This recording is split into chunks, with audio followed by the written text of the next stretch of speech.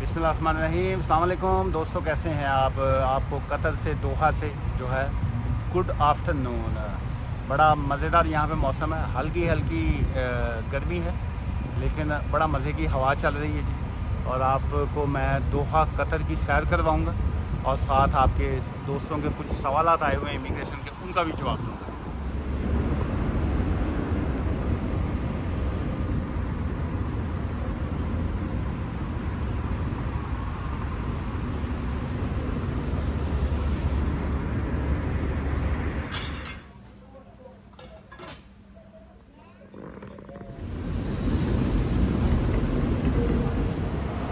تتمسك بمطابق اليد.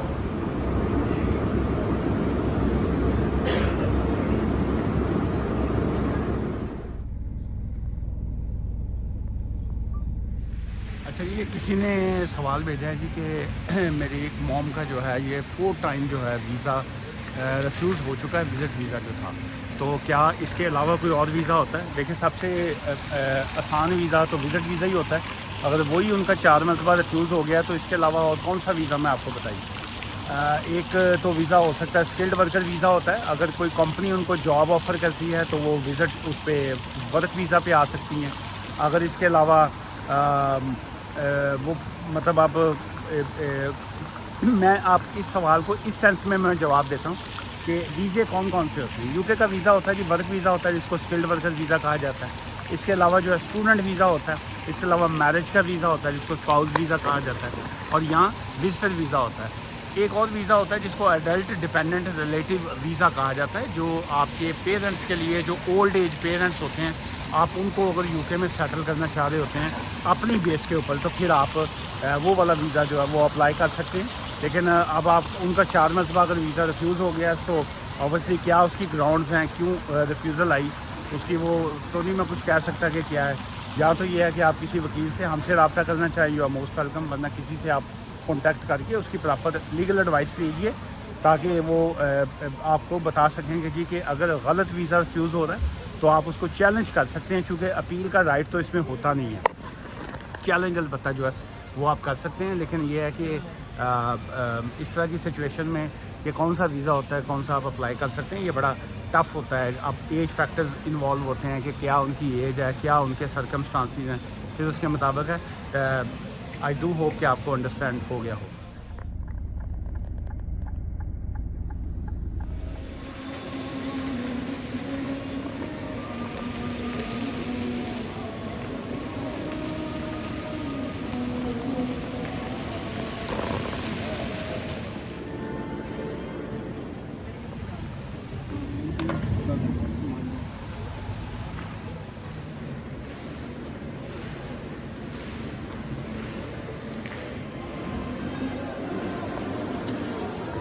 अच्छा जी, ये आपने पूछा है जी कि वाइफ के पास अगर स्टडी वीज़ा हो और जो हस्बैंड है अगर वो विज़िटर वीज़ा पे आ जाते हैं तो क्या वो विज़िटर वीज़ा के ऊपर आके यहाँ पे वर्क वीज़ा में चेंज हो सकते हैं कि नहीं हो सकते हैं? बड़ा अच्छा सवाल है आपका। देखिए, कोई भी शख्स जो है जब विज़िटर वीज़ा के ऊपर यूके में आता है वो किसी भी वीज़ा में जो है वो स्विच नहीं कर सकता। अगर वाइफ के पास स्टूडेंट का वीज़ा है तो वो सिर्फ उनके हस्बैंड जो हैं वो आ सकते हैं, उनको मिल सकते हैं, उनके साथ गपशप कर सकते हैं, उन्होंने नाल फिर तुर सकते हैं, खाना खा सकते हैं। लेकिन वीज़ा जोड़ा ना वर्क वीज़ा नहीं लै सकते। हाँ, घर का काम कर सकते हैं, भी बुढ़ी के भांडे भूंडे धो सकते हैं, लेकिन जो है वो वर्क वीज़ा के ऊपर स्विच नहीं हो सकते। ये आपने सवाल भेजा है, आपने कहा जी कि अगर बैंक स्टेटमेंट जो है फॉल्स होने की बेस के ऊपर अगर वीज़ा कर्टेल हो जाए तो फिर क्या किया जाए। देखिए, मुझे नहीं पता। अब आपका वीज़ा जो कर्टेल वीज़ा वो होता है जो इनसाइड द कंट्री यूके के अंदर से वीज़ा जब आपका कर्टेल किया जाता है वो इनसाइड कंट्री होता है। जो आउटसाइड द कंट्री होता है वो वीज़ा रिजेक्शन होती है। सो आई डोंट नो आप का वीज़ा रिजेक्ट हुआ है या कर्टेल हुआ है, ये दो डिफरेंट टर्म्स होती हैं इमिग्रेशन लॉ में। सो अगर आप आउटसाइड द कंट्री हुआ या इनसाइड द कंट्री हुआ, it doesn't make any difference जो है। लेकिन ये है कि आपका नंबर एक तो वीज़ा रिजेक्ट हो गया या कैंसिल हो गया। लेकिन सवाल ये पैदा होता है जो आपने लिखा है कि क्या किया जाए। कुछ नहीं कर सकते जी आप। अगर आपने खुद जानते बूझते हुए फॉल्स इंफॉर्मेशन दी हो होम ऑफिस को, आपने फेक डॉक्यूमेंट्स प्रोवाइड किए हों, आपने जाली डॉक्यूमेंट्स उनको दिए हों, जैसे आपने कहा फॉल्सिफाइड बैंक स्टेटमेंट, अगर आपने इस तरह का कोई भी काम किया होता है तो होम ऑफिस के पास राइट होता है कि ना सिर्फ वो आपका वीज़ा कर्टेल करें या कैंसिल करें, वो बल्कि 10 साल का जो है वो बैन भी लगा सकते होते हैं। अगर आप खुद इस जुर्म में शामिल हैं तो फिर ऑब्वियसली आपके पास कोई लीगल राइट नहीं है।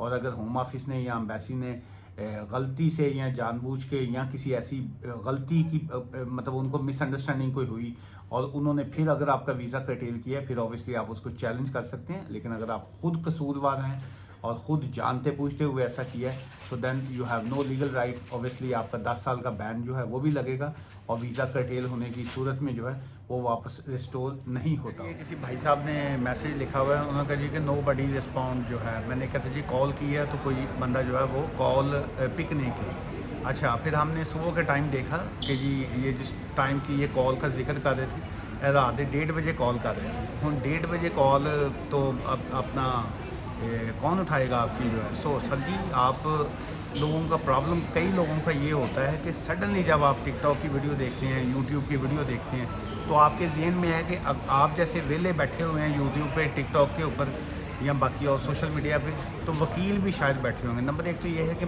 मेरा ये अकाउंट नहीं है, मैं यहाँ पे सिर्फ अपनी एडवाइस करने के बाद या इन्फॉर्मेशन देने के बाद जो हमारा मीडिया हैंडलर होते हैं नंबर एक तो वो अकाउंट को देखते हैं। सेकंड ये है कि अक्लमंदी का तकाजा ये होता है कि मंडे टू फ्राइडे 9:30 AM से लेके 5:30 PM UK टाइम ऑनली जो होता है वो हमारा टाइम होता है। अगर रात के आपको 1:30 पे या 2:30 पे अगर कॉल करनी है तो आप सिर्फ अपने अब्बा जी को कॉल करें या अपनी अम्मी जी को कि जी अम्मा जी सानू डर लग रहा है, कमरे 'ਚ मैनू डर लग रहा है। तो यहाँ जो ना तुसीं महल्ले के चौकीदार नूं फ़ोन करो कि लो जी ये बाहर गली 'ਚ कोई फिरता पिया। वकील कौन रात के 2:30 बजे थोड़ा फ़ोन चुकेगा। तो चलिए कोशिश किया करें कि थोड़ा सा दुनिया को भी चीज़ों को भी समझें। मंडे टू फ्राइडे 9:30 AM से लेके 5:30 PM ओनली UK टाइम। और सेकंड जेन में रखिए हमारा ऑफिस फ़ीस चार्ज करता है कंसल्टेशन के। ठीक है जी, थैंक यू। अच्छा जी, स्किल्ड वर्कर वीज़ा के हवाले से भी एक अपडेट जो है वो मैं देना चाहूँगा। वो ये है कि आजकल बहुत से लोग जो हैं वो स्किल्ड वर्कर वीज़ा के हवाले से मुख्तलिफ़ चीज़ों को फेस कर रहे हैं और वो उनके लिए खासी दिक्कत है। वो दिक्कत क्या है, मैं बाहर जाता हूँ फिर आपके साथ शेयर करता हूँ। उसमें ये है कि देखिए, चूँकि जहाँ पे आपने गलती की होती है वो आपको भी पता होता है कि जी हमने वीज़ा ख़रीदा है। जब आपने पैसे पे करके जब वीज़ा आपने बाय किया हुआ है तो आप अपनी आपको फेस तो आप ही को करना पड़ेगा। अब बहुत से लोगों के कंपनियों के लाइसेंस रिवोक हो जाते हैं। अब लाइसेंस रिवोक हो गया, इसका मतलब है आपका वीज़ा जो है वो भी ख़त्म हो गया। अब आपके जो पैसे वैसे थे वो तो पैसे जैसे वो था नहीं कि प्रोग्राम बढ़ गया, तो इसी तरह वो जो आपके पैसे जो हैं वो तो बढ़ गए फिर।